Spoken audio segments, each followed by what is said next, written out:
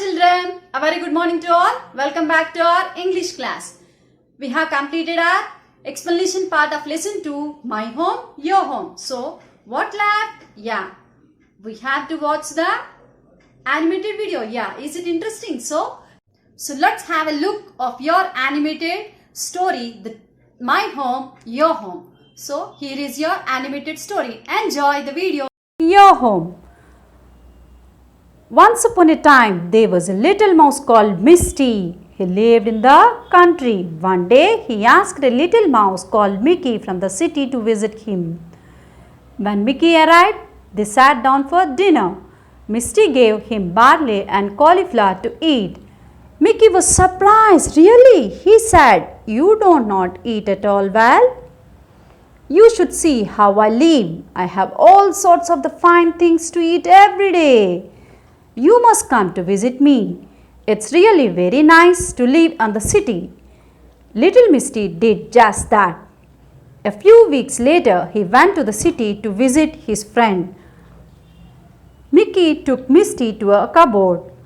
It was in the kitchen of the house where he lived. They climbed on to the lowest shelf. There, behind some stone jars, stood a big bag of brown sugar. Little Mickey nabbed a hole in the bag. Then he invited his friend to have some sugar. The two little mice nibbled and nibbled. Misty thought it was the most delicious thing he had ever eaten. How lucky Mickey is, he thought as he ate. Suddenly the door opened with a bang. The cook, Mary, wanted to get some flour. "Run!" whispered Mickey. They ran as fast as they could. They rushed into the little hole from where they had come in. Poor Misty was shaking all over. However, Mickey said, "Nothing, that's nothing. She will soon go. Then we can go back." After the cook had gone away and shut the door, they stole softly back. The time Mickey had something new to show Misty. He took Misty into a corner on the top shelf. A big jar of raisins stood there open. After much tugging and pulling, they got a large raisin out of the jar onto the shelf and began to nibble at it. This was even better than the brown sugar. Misty liked the taste so much that he ate as fast as he could. At once, they heard a scratching at the door and a sharp, loud meow. "What is that?" asked Misty Ann. Mickey whispered, "Shh." Then he ran as fast as he could to the hole. Misty ran after him. As soon as they were out of danger, Mickey said, "That was Bella, the old cat. She is the best mouser in town. If she catches you, you're lost." "This is really terrible," said Misty. "Let's not go to the cupboard again." "No," said Mickey, "but I will take to you the cellar.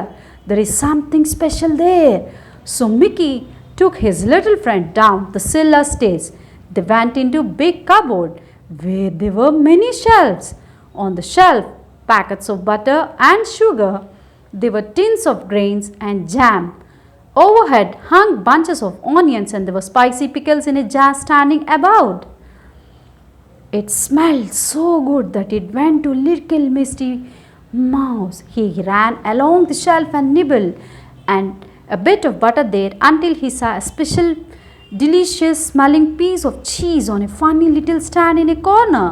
He was just about to put his teeth into when Mickey saw him. "Stop! Stop!" cried Mickey. "That is a trap." Misty stopped and said, "What is a trap?" "That thing is a trap," said little Mickey. "The minute you touch the cheese with your teeth, something comes down on your head, then you're dead." Then little Misty looked at the trap and he looked at the cheese and he looked at Mickey. "If you will excuse me," he said, "I think I will go home. It's nice to have brown sugar and raisins and butter, but I don't want to be frightened to death all the time. I'd rather have barley and cauliflower to eat, and it is peace and comfort." So Misty went back to his home and there he stayed rest of his life